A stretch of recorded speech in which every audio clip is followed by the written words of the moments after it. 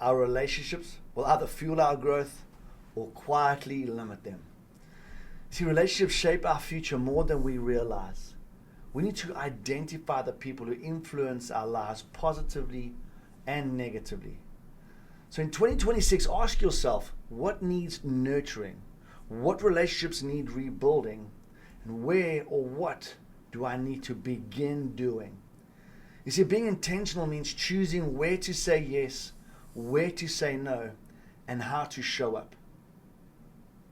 And we have to show up consistently. See, influence grows when people feel valued, and that happens through small, repeated actions. Reach out to one person this week, and let's do that intentionally. And if we do this consistently, you'll find that 2026 will be the best year ever.